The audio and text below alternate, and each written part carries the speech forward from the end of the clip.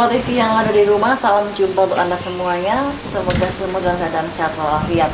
Dan pemirsa, kali ini Anda masih bersama dengan kami dalam program Ngobrol Santai yang akan tayang di depan Anda selama 1 jam ke depan, pemirsa. Ya, pemirsa Dharma TV yang di rumah, semakin banyaknya kemajuan teknologi informasi tentu akan berpengaruh terhadap perilaku kehidupan anak. Nah, hal ini menyebabkan kecenderungan terpengaruh perilaku negatif pemirsa yang biasanya akan terjadi. Nah, kira-kira bagaimana sih faktor-faktor kekerasan yang sering kali terjadi pada anak? Kita telah bersama dengan salah satu aktivis perempuan. Saya bersama dengan Ibu Siti Yulaikah pada kali ini. Assalamualaikum Ibu. Waalaikumsalam Mbak Andi. Kapan sehat hari ini ya Bu ya? Alhamdulillah sehat. Ya kayaknya tampilannya beda ya dari hari-hari sebelumnya ya. Ini lebih glow up gimana gitu ya Ibu ya.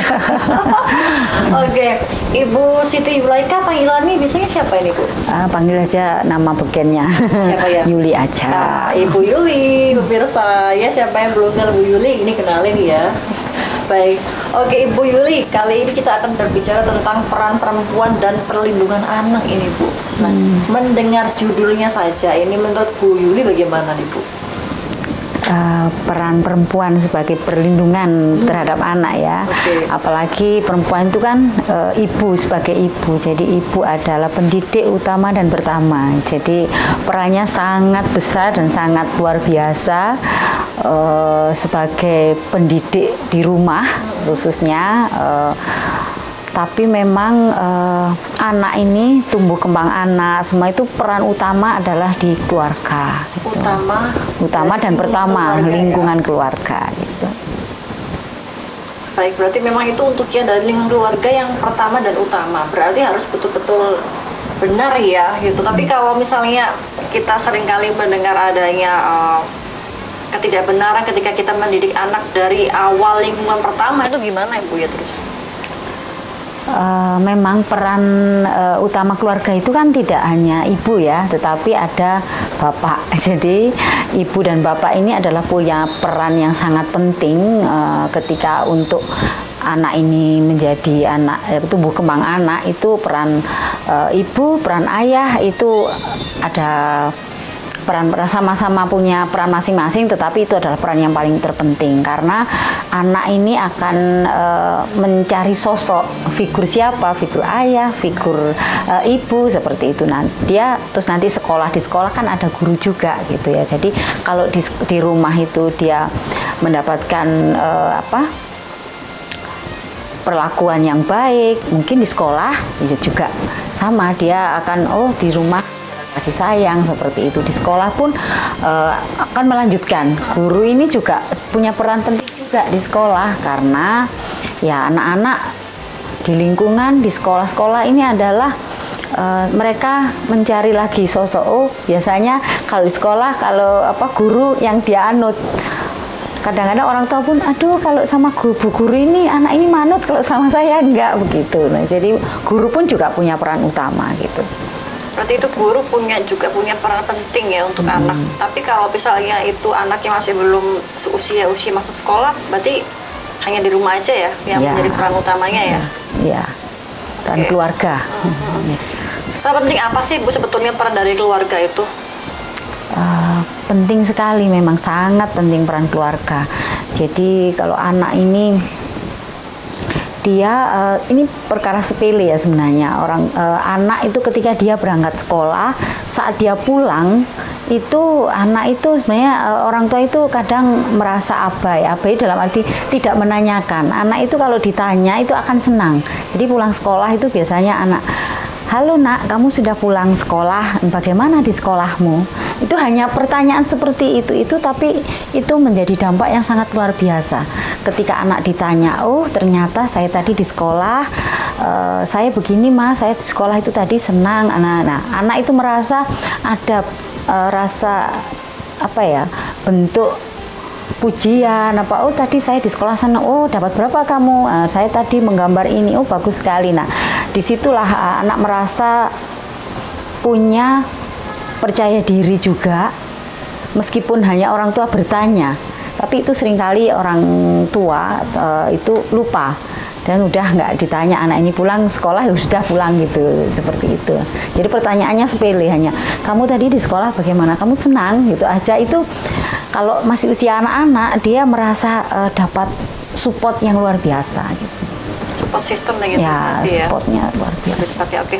Tapi kan yang sering kali terjadi jika kita melihat kan juga terkadang itu ketika anak pulang orang tua langsung menyuruhnya untuk ganti pakaian, makan, dan istirahat begitu. Tapi terkadang juga ada anak-anak yang mereka itu langsung pergi main gitu. Jadi kadang itu orang tua tuh nggak cepat untuk ngajak ngobrol, tahu-tahu sudah hilang main sama teman. Itu gimana terus itu? Iya, memang ya tidak semuanya seideal itu ya, tetapi paling tidak itu tadi mungkin anak main memang apa sih pekerjaan anak-anak ya dari sekolah, mungkin dia perlu juga memang main karena di sekolah dia sudah mendapatkan pembelajaran yang ya membuat menguras energinya dia juga kan. Kalau di rumah dia harus pulang sekolah misalnya, ayo nak cepet ganti baju, makan, terus nggak PR, terus habis itu ngaji nanti gitu kan. Anak tadi pulang sekolah, aku di sekolah tadi sudah tenagaku sudah terkuras, ini sekarang harus gini gitu ya. Dan kali dia akhirnya udah daripada nanti saya disuruh ini udah saya lari aja. Cocok seperti itu, bisa jadi seperti itu juga. Tapi yang sering kali terjadi kan juga yang seperti itu ya Bu Yuli. Bu Yuli juga sering menemui yang seperti itu, yang hal seperti itu. Ya tidak banyak sih, tetapi memang ada seperti itu kan. Semua itu tadi saya bilang tidak semua seideal itu, tetapi paling tidak kalau anak ditanya, oh nak kamu kan ada perasaan anak yang mungkin merasa aku tadi tidak senang di sekolah, aku tadi ada temanku yang yang menggangguku, ada temanku yang atau membuli, kayak gitu itu kan dia ada tempat curhat. Ketika ditanya, kalau orang tua nggak nanya, mungkin dia nggak akan, duh aku mau bercerita ke siapa ya. Jadi merasa aku nggak ditanya, udah diem aja. Nah itu akan terbawa juga. Gitu. Berarti sebaiknya jangan dibiasakan untuk setelah mereka full beraktivitas di sekolah kita tidak menanyakan ya. Harusnya memang kita membiasakan sebagai orang tua membiasakan untuk menanyakan mereka. Iya, mereka itu perasaannya bagaimana? Oh perasaannya senang, sedih atau itu perlu dipertanyakan. Lantas bagaimana caranya kita meyakinkan pada ibu-ibu yang ada di rumah yang mungkin telah terbiasa tidak seperti itu, tidak memberikan pertanyaan-pertanyaan seperti pada anak-anak tuh gimana Bu? Caranya ibu sebagai aktivis perempuan nih mendorong untuk para ibu bisa ya itu sekarang kan itu Mbak banyak sekali media-media ya, terus ada sosialisasi, bahkan sekarang ibu-ibu kan ada di PKK gitu ya, itu banyak yang masuk ke namanya kalau di lingkungan terkecil adalah RT atau dasawisma gitu kan, banyak masuk ibu-ibu PKK dari desa memberikan sosialisasi begini tentang pola asuh anak seperti apa kayak gitu. Bahkan di pemerintah Kota Batu sendiri itu ada 2 lembaga yang terkait dengan perlindungan perempuan dan anak. Yang satunya itu namanya Puspaga, yaitu Pusat Pembelajaran Keluarga. Satunya ada lagi yaitu namanya P2TP2, itu Pusat Pelayanan Terpadu Perlindungan Perempuan dan Anak. Jadi 2 lembaga ini sama-sama di bawahnya Dinas Pemberdayaan. Jadi yang satu nanti bisa mensosialisasikan, oh orang tua pola asuhnya anak seperti yang ini Puspaga. gitu, yang Puspaga. Ya. Nah ini kalau boleh tahu nih ya, ngomong ini Ibu Siti Yulaikah ini ya sudah berapa lama sih Bu ini berperan sebagai aktivis perempuan di Kota Batu ini? Ya saya berkecimpung atau bekerja di bidang sosial ini saya tahun 2009. Nah 2009 sebelumnya saya kan di Surabaya Mbak. Bekerja di Surabaya, jadi terus pulang kampung lah. Di bidang yang sama seperti yang sekarang? Enggak, dulu di Surabaya saya hanya bekerja sebagai bekerja di perusahaan ya sebagai karyawan saja. Baik, luar biasa. Ini ternyata juga dampak hanya pertanyaan itu saja ternyata juga dampaknya pada anak sangat luar biasa sekali ya ini ya Bu Yuli ya. Baik, tadi Ibu Yuli mengatakan bahwa sekarang itu sudah mulai banyak bermunculan seperti dasawisma, tingkat RT RW itu untuk sosialisasi bagaimana cara menerapkan yang baik kepada anak atau mendidik anak yang baik begitu ya. Selama ini dari lembaga Ibu apakah ada kendala untuk mensosialisasikan? Kalau untuk mensosialisasikan tidak sih, karena di setiap lingkungan itu terbuka dan mereka juga butuh itu ya, butuh pemahaman baru, butuh wacana baru seperti itu. Jadi mereka welcome atau membuka diri untuk menerima informasi apapun, apalagi terkait dengan tumbuh kembang anak, terus sekarang banyak sekali itu parenting ya, pendidikan. Sekarang yang lagi marak parenting itu. Parenting itu ada di, bahkan itu PKK itu sangat getol sekali ya untuk memberikan sosialisasi di lingkungan, bahkan sekolah, orang tua sebagai wali muridnya nanti setiap periode, biasanya semesteran atau setelah mereka ujian, saat menerima rapot itu diadakanlah parenting seperti itu. Berarti nggak setiap hari ya parenting ya? Tapi kan ibu-ibu sekarang zamannya digital ya, jadi mereka bisa buka browsing-browsing di itu. Tapi yang penting tidak salah browsing aja. Nah, kan tadi kan Ibu Yuli mengatakan ada 2 lembaga ya, Puspaga dan PPTP2A. TP2A. TP2A ini kalau yang untuk yang PPT2A ini perannya apa ini? Lebih ke apa ini? Kalau P2 TP2A sebenarnya dalam pencegahan juga ada, tetapi lebih ke utama adalah di penanganannya. Jadi ketika ada kasus anak ini mendapat perlakuan yang tidak adil buat anak atau buat perempuan, jadi kami yang mendampingi. P2 TP2A itu yang mendampingi. Oke, ini ternyata ada yang mau lewat ini Bu Yuli. Ditahan dulu ya. Siap. Tetap dalam program Acara Ngobrol Sebelum Santai, bisa jeda, jangan kemana-mana.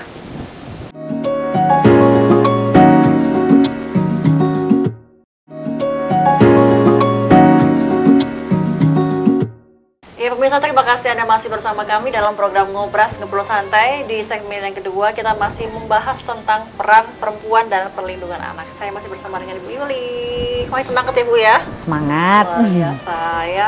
Baik, tadi perbincangan kita tersendat di yang bagian ini ya, P2TP2A ini ya, penanganan. Iya. Lebih ke penanganan begitu. Iya. Maksudnya yang khusus anak gitu ya, Bu Yuli. Perempuan dan anak. Ya, karena kenapa kok banyak pertanyaan sih sebenarnya. Kenapa kok hanya perempuan dan anak? Apakah laki-laki atau bapak-bapak ini enggak gitu ya? Tidak, tetapi mungkin karena anak, perempuan dan anak ini adalah kelompok rentan ya. Jadi rentan itu mudah. Jadi misalnya kalau anak ini kan anak-anak ini kan mudah dibujuk rayu. Nah, jadi mungkin di dalam artian perempuan itu perempuan yang lemah yang perlu dilindungi. Nah, semacam itulah. Jadi makanya perempuan dan anak ini menjadi satu kesatuan gitu. Nah, kalau untuk anak kan dia kan rentan dibujuk seperti itu ya. Yeah. Maksudnya yang seperti apa nih? Maksudnya mereka yang di usia kisaran berapa sih biasanya Bu Yuli, yang selama ini Bu Yuli lihat gitu? Anak adalah ketika dia dalam kandungan sampai dia umur 18 tahun. Jadi ini disebut anak, usia anak. Jadi meskipun anak ini ketika pacaran gitu ya, contoh misalnya pacaran dia yang lakinya umur 20 tahun, yang perempuannya 17 tahun begitu. Nah, terjadilah hal-hal yang tidak diinginkan gitu ya. Nah, mungkin ini adalah yang 20 ini usia sudah dewasa, laki-laki dewasa.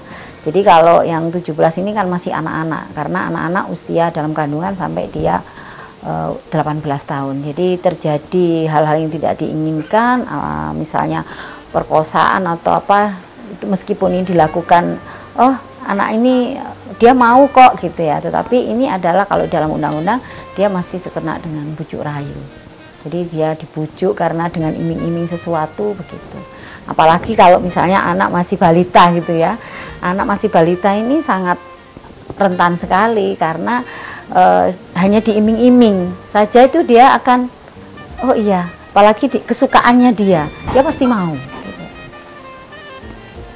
Nah lalu tadi Ibu Yuli bercerita tentang contoh kasus begitu ya. Lalu peran P2TP2A ini penanganan seperti apa kalau kasus yang seperti itu? karena ini P2 TP2A ini adalah kelembagaan ya yang di bawah dinas pemberdayaan. Jadi kasus ini silahkan melapor. Maksudnya yang melapor dari yang siapa ini? Siapapun yang melihat, korban, yang mendengar boleh melaporkan itu. Dan itu kalau apalagi orang dewasa melihat anak ada perlakuan seperti itu, dia sebenarnya sudah punya kewajiban, wajib dia melaporkan itu. Bahwa ada perbuatan atau kekerasan terhadap anak atau perempuan untuk melaporkan ke P2 TP2A. Kalau yang selama ini terjadi, sudah mulai banyak yang berani untuk melapor? Tidak begitu banyak, karena mereka masih merasa itu malu, merasa itu dianggap itu adalah tabu, jadi nanti mempermalukan keluarga gitu. Jadi mereka belum ada keberanian untuk melapor secara udah ayo kita laporkan gitu. Itu masih mungkin 99%-nya lah gitu. Lalu Ibu sebagai aktivis perempuan ini, bagaimana cara meyakinkan mereka-mereka yang masih malu atau takut ingin melaporkan jika mereka telah mendapatkan perlakuan yang kurang baik dari orang lain mungkin gitu ya, itu bagaimana Ibu? Ya kami sebagai saya sama teman-teman ya aktivis perempuan atau siapapun, menurut saya di lingkungan saya kalau melihat atau mendengar kejadian seperti itu, ya saya rasa itu wajib dilaporkan. Karena nanti melapor itu bukan berarti nanti dilaporkan ke kayak umum gitu ya. Tidak, tetapi kami punya itu sangat privasi ya. Jadi silahkan melapor. Bahkan nomor hotline-nya pun juga sudah disebar ya, sudah di-share gitu ya. Jadi itu pun akan kami lindungi pelapor dan terlapor. Terlapor itu dan korban. Maksudnya identitasnya dilindungi? Iya, tetap kami lindungi dan itu tidak pernah kami expose. Banyak berarti ya Bu ya? Ya. Maksudnya Ibu melakukan pendekatan kepada mereka yang takut untuk melapor itu bagaimana caranya Ibu untuk biar mereka tuh mau mengakui seperti itu? Gimana sih Bu Yuli? Pertama kan itu tadi ada sosialisasi ya, mungkin secara tidak sengaja pas kita sosialisasi ada korban gitu ya, pasti dia akan mendekati ke kita. Misalnya dia mau bercerita, Bu saya itu mengalami begini, tapi saya biasanya begini, saya tidak mau, saya malu, saya begini-begini. Dia akan bercerita, nah kita akan meyakinkan. Jadi perbuatan orang ini tidak dibenarkan dan itu melanggar hukum. Jadi nanti akan seperti ini. Jadi kita kasih gambaran saja, tapi nanti akan kita kembalikan kepada personnya masing-masing. Kamu seperti ini, kamu mendapatkan ini. Jadi kita pendekatan, bukan berarti nanti dioyok-oyok, ayo cepet lapor, tidak. Tapi pendekatan secara pribadi ya. Anak ini dikasih awasan misalnya perlakuannya itu tidak benar dan itu begini-begini, dampaknya seperti ini. Jadi kita kasih tahu korban atau pelapor tersebut. Itu sih. Lebih ke edukasi ya, ya Bu Yuli ya. Oke.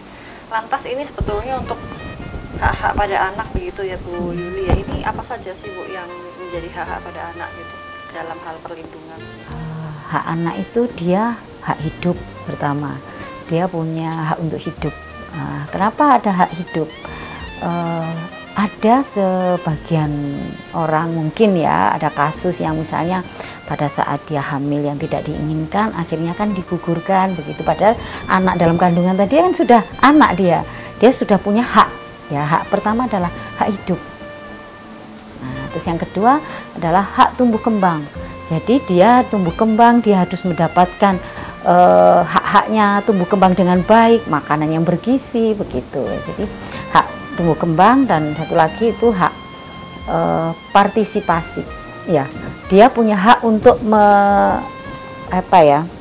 mengungkapkan, menyampaikan. Misalnya dia punya ide, punya gagasan, dia punya hak untuk menyampaikan itu. Pendapat, penyambatnya dia punya hak juga gitu. Bukan berarti nanti anak-anak nggak usah ikut-ikut, tidak. Dia punya hak juga gitu.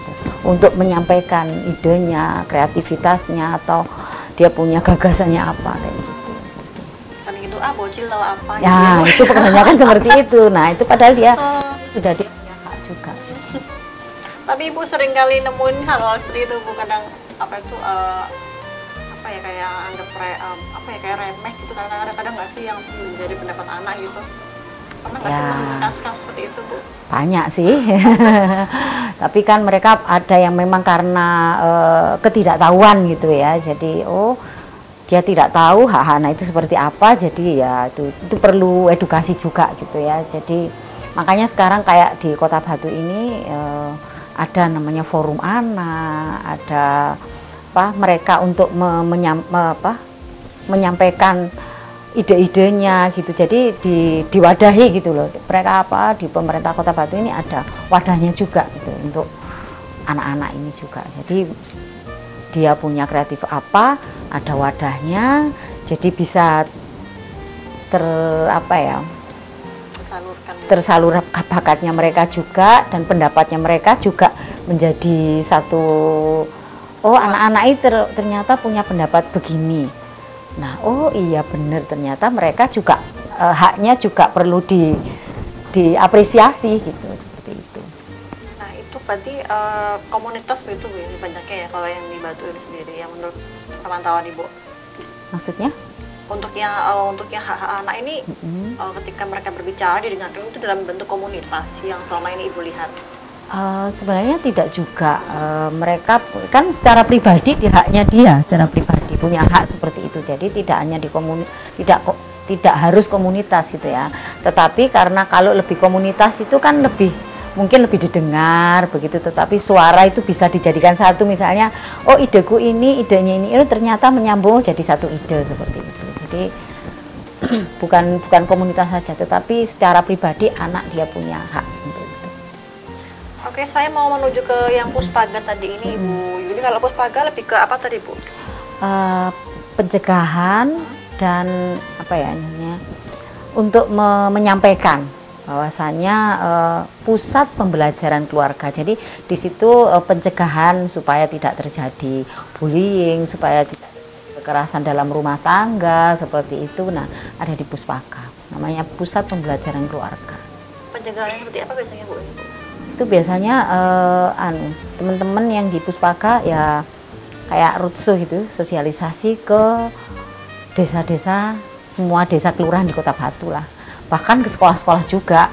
Jadi di sekolah-sekolah itu mengadakan minta narasumbernya untuk kegiatan parenting itu untuk sekolah. Selain parenting biasanya apa, Bu, untuk yang diangkat ini, Bu? Dari teman-teman dari Puspaga ketika ke desa kelurahan ini untuk sosialisasi. Teman-teman di Puspaga kan saya tidak ikut di Puspaga ya. Tapi yang saya tahu dan lihat mereka juga teman-teman ini selain pencegahan mereka juga memberikan edukasi itu tadi ya, meskipun nanti jadi Puspaga sama P2 ini kayak bagian yang tidak bisa dipisah juga gitu ya, saling berkolaborasi karena Puspaga juga akan menangani dan di situ kan ada ahlinya juga, ada psikolognya seperti itu. Jadi anak ini kalau misalnya perlu terapi ya akan diarahkan ke situ gitu untuk terapi. Di P2 juga sama, nanti anak ini ternyata anak ini tidak perlu berhadapan dengan hukum, tapi ini perlu ke terapi psikologi atau dia ada semacam kayak anak pembinaan begitu. Nah, itu bisa di situ. Itu biasanya yang kasus apa, Bu? Kalau yang dia hanya cukup psikologi dan pembinaan? Mungkin kasus yang ringan ya, seperti misalnya kalau dia tidak percaya diri. Kan ada anak itu kadang-kadang nggak percaya diri, mogok, terus misalnya nggak percaya diri karena berbagai macam ya. Kalau tidak percaya diri mungkin dibully sama temannya di sekolah gitu ya. Jadi itu biasanya hanya ke psikolog, terapi kayak gitu.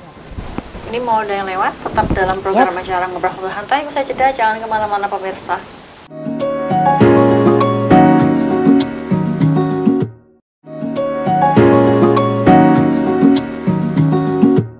Baik pemirsa, terima kasih Anda masih bersama kami dan setia menyaksikan program Ngobrol Santai pemirsa. Saya masih bersama dengan Ibu Siti Yulaika alias Ibu Yuli. Baik pemirsa, kita tadi perbincangannya tersendat di bagian mana tadi, Bu? Ini ya, bully itu ya, yang dia tidak percaya diri, kemudian biasanya di sekolah itu ya? Ya, kebanyakan sih sekolah. karena kan yang mungkin pertemanan mereka yang banyak kan di sekolah. Kalau lingkungan kan terbatas juga gitu, pertemanannya hanya tetangga kanan kiri gitu aja. Tapi kalau sekolah itu kan teman-temannya luas sekali, bahkan bisa jadi lain tempat tinggalnya lain desa atau lain kelurahan gitu. Kalau yang di sekolah tuh biasanya laporan dari guru ke Puspaga begitu Bu, bahwa anak mereka ada yang melakukan bullying seperti itu biasanya, atau gimana? Secara kalau di Puspaga karena saya di P2-nya, jadi yang mereka melaporkan merasa mendapat perlakuan yang kurang menyenangkan gitu ya, jadi mereka biasanya lapor orang tuanya biasanya, Bu, anak saya jadi mogok sekolah misalnya begitu. Nah itu nggak langsung kami, oh mogok sekolah kenapa nak? Oh ya Bu, prosesnya dia harus melapor dulu, terus anak ini butuh apa gitu ya. Jadi akan sesuai kebutuhan anak ini. Kalau dia hanya butuh konseling saja, konseling. Tapi kalau harus melibatkan sekolah misalnya dibully temennya, harus orang tua sama orang tua, nah itu kita akan adakan mediasi dengan sekolah, orang tua, juga sama kami jadi mediatornya, berada di tengah-tengah. Jadi anak ini mau kenapa, ini kenapa harus dibully, kenapa anak ini kenapa nggak percaya diri kayak gitu-gitu. Itu biasanya yang sering kali terjadi dari tingkat apa Bu, sekolah dasar, SMP atau SMA yang sering kali terjadi di Kota Batu ini Bu? Semua ada Mbak, mulai semua dari SD, ada. SMP, SMA ada. Yang kalau yang di tahun ini yang paling banyak yang di lingkup apa? SD kah, SMP atau? Rata-rata sih Mbak. Biasanya apa tuh Bu, kejadiannya? Yang sering tuh kalau di sekolah itu bullying. Penyebabnya? Mungkin anak-anak ini sering ngelihat HP ya, mungkin contoh di HP atau apa, mungkin dia bercanda awalnya, tetapi mereka tidak tahu kalau candaanmu itu bisa membahayakan gitu loh. Nah itu awalnya mereka hanya, oh enggak Bu, itu cuma bercanda, padahal bercandaan itu membahayakan gitu. Misalnya cuman pukul gitu ya, padahal itu pukul itu kan sudah bullying juga. Mereka menganggapnya itu adalah bercanda gitu. Padahal kalau bullying, pukul itu kan kekuatan itu kan tidak, dia juga tidak ukur ya ini bercanda atau hanya pas saat mukul temannya ini tenaganya dia jadi satu atau cuman gini aja kan nggak tahu juga, nggak bisa kontrol juga dia gitu. Jadi menganggap bahwa itu saya bercanda Bu, padahal itu bisa melukai temannya. Nah, kalau tadi itu sudah termasuk bullying pukul, berarti itu sudah ranahnya ini ya yang menangani P2TP 2A. Kalau yang seperti itu bisa P2, bisa Puspaga. Nah ini kan nanti tergantung seberapa bagaimana anak ini kenapa dia bully. Jadi itu ada nanti pihak bagian psikologi sendiri. Jadi ada psikologi yang anak ini harus diasesmen dulu. Nah ini kenapa sih, kronologinya seperti apa. Jadi itu ada pengelompokannya seperti apa sih Bu? Kok bisa masuk Puspaga, PPPD, P2TP 2A begitu? Kan harusnya kan hampir sama kan gitu kan? Iya. Tapi kalau Puspaga itu memang dia tidak menangani ke ranah hukumnya.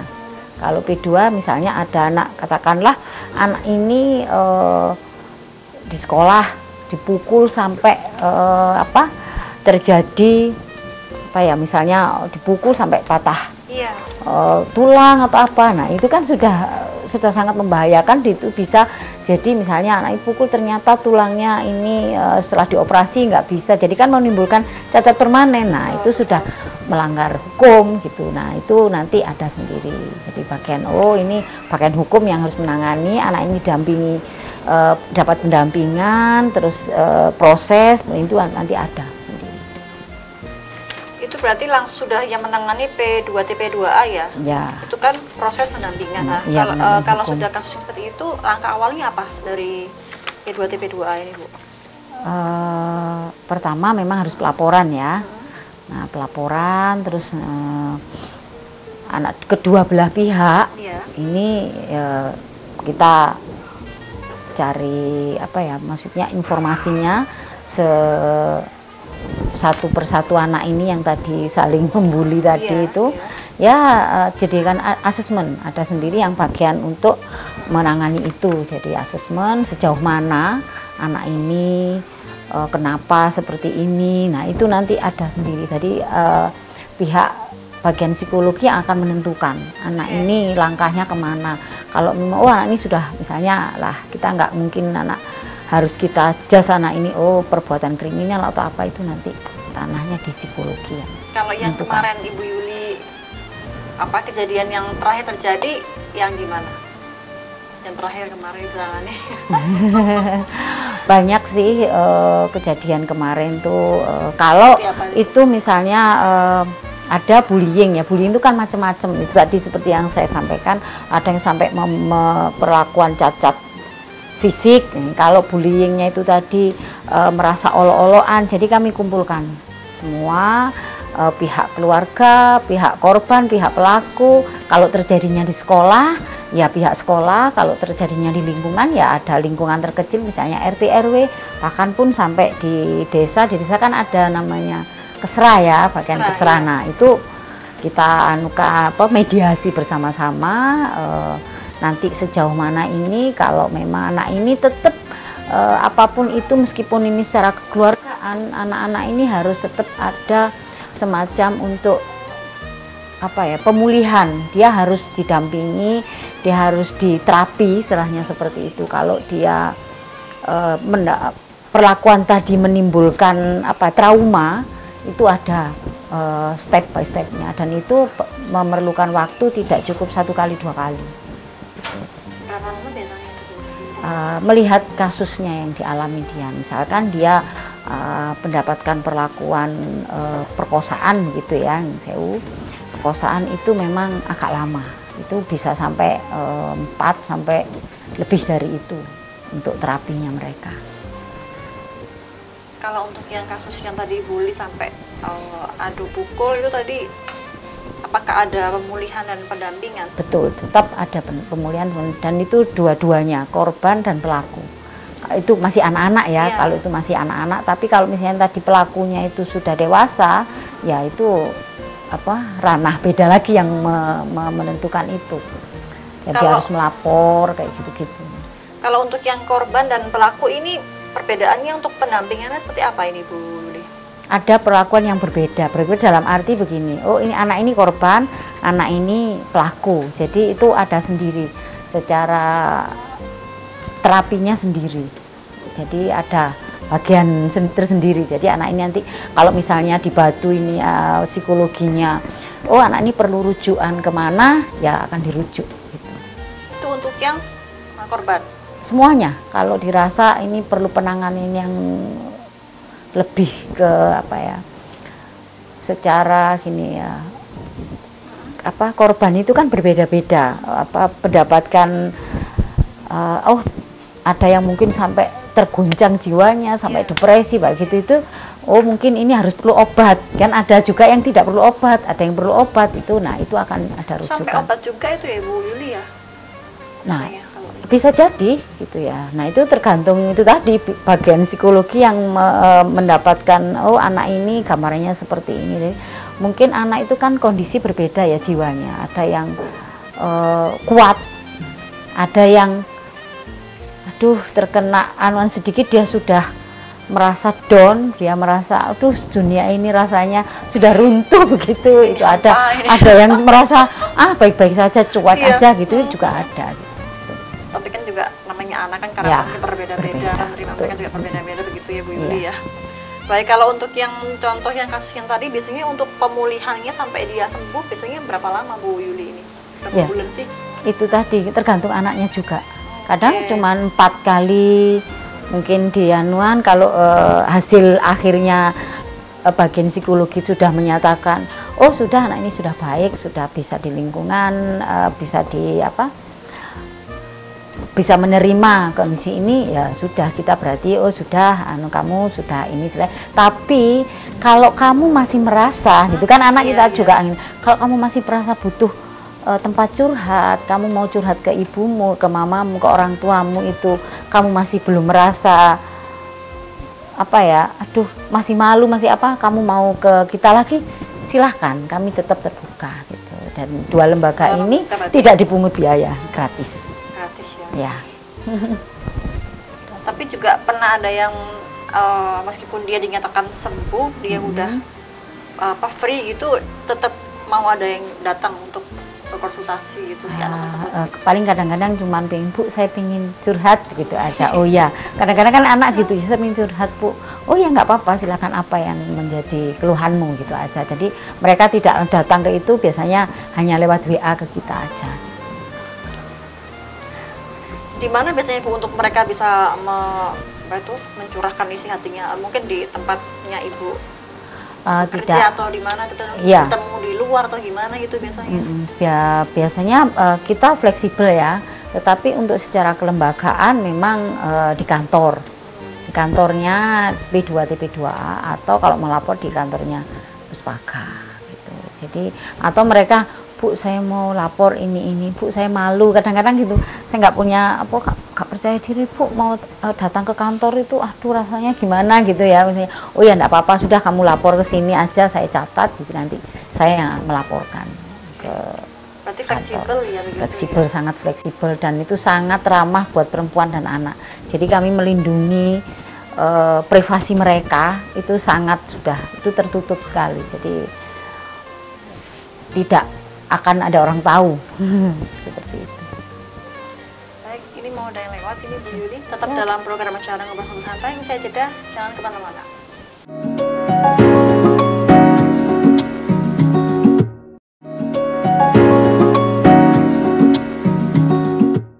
Baik, kembali Anda masih bersama kami dalam program Ngobrol Santai. Kita berada di sesi yang terakhir, di segmen yang keempat, pemirsa ya.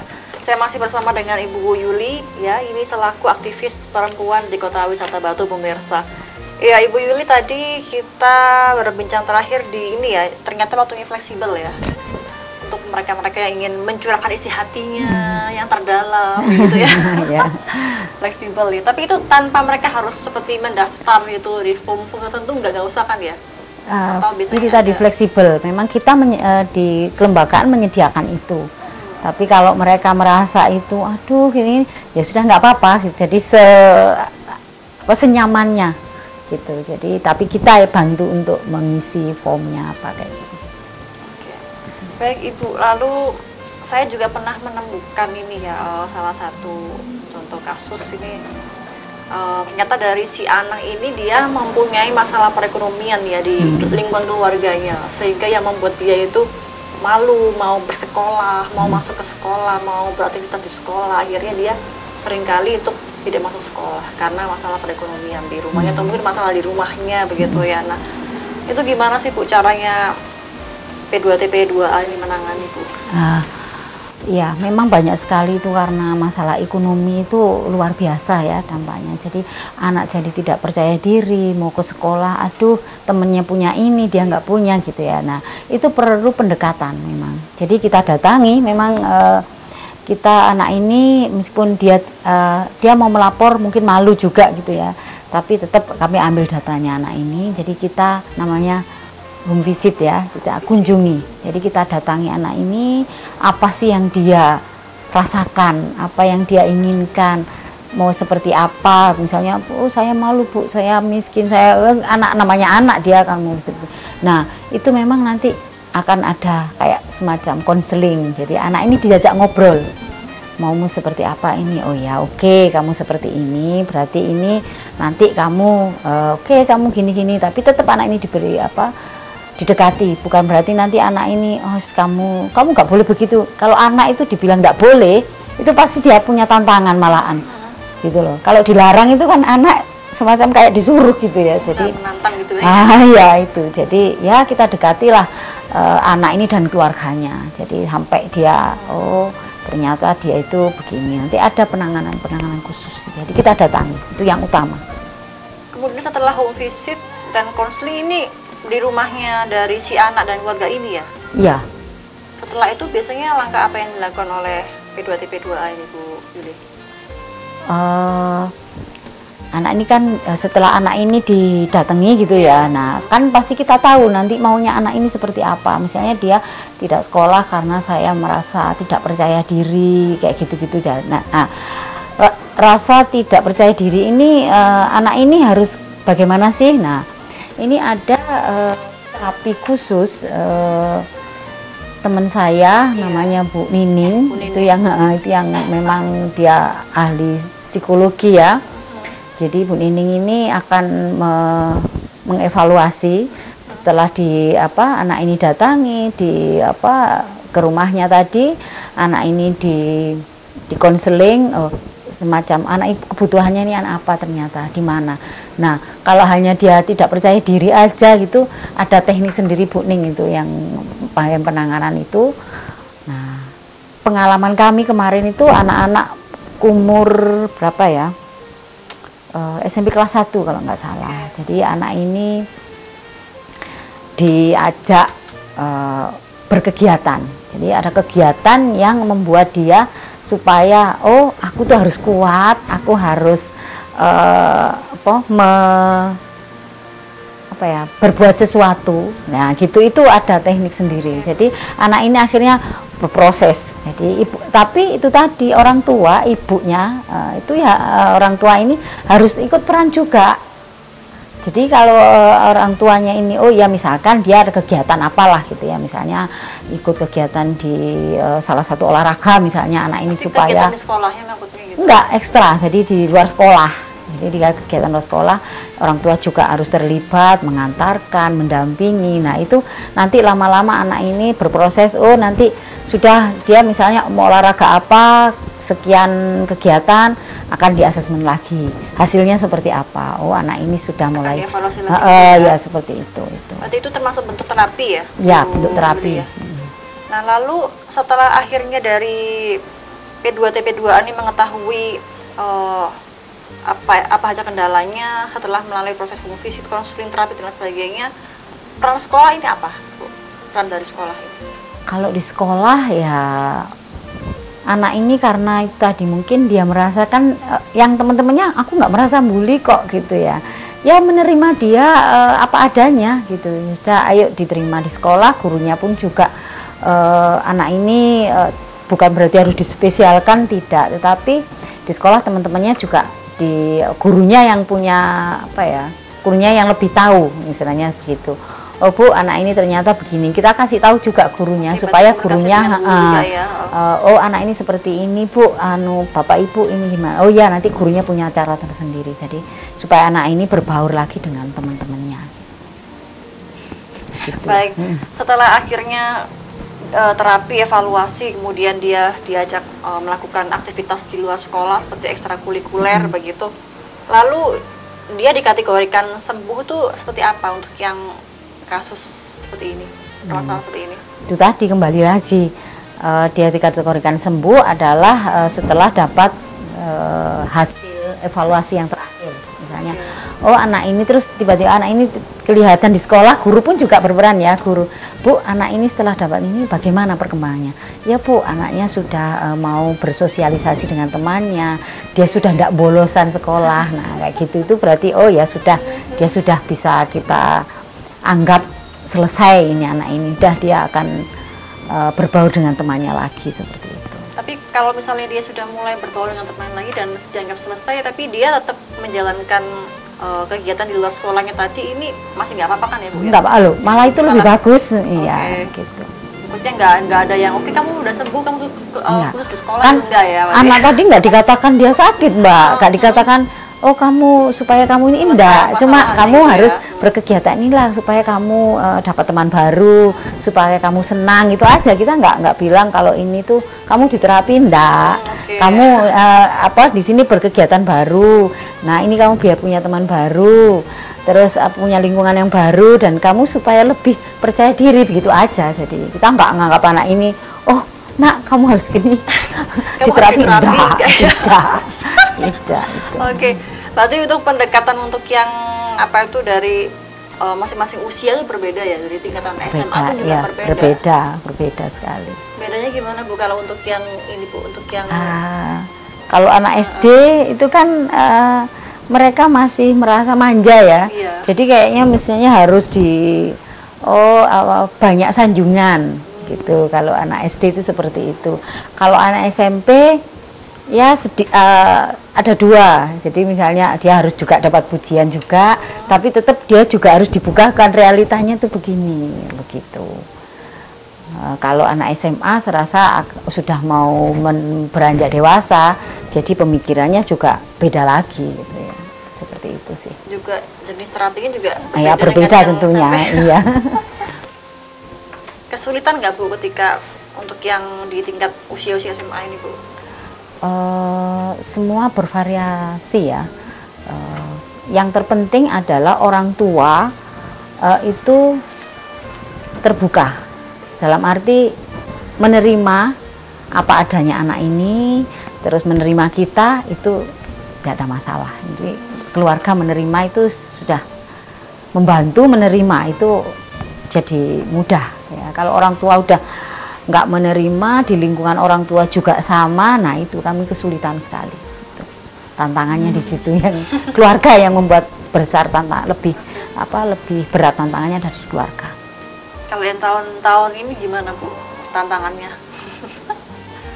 Iya, keluarga sih yang utama. Kami kesulitannya di keluarga, karena keluarga adalah peran utama tadi. Kalau keluarga sudah tidak kondusif, tidak mau menerima anak ini, atau merasa bahwasanya aku sudah mendidik anak ini begini, anak ini mau menjadi begini, saya sudah melakukan kok, ya sudah gitu. Nah, padahal orang tua sendiri sebenarnya yang bermasalah gitu loh.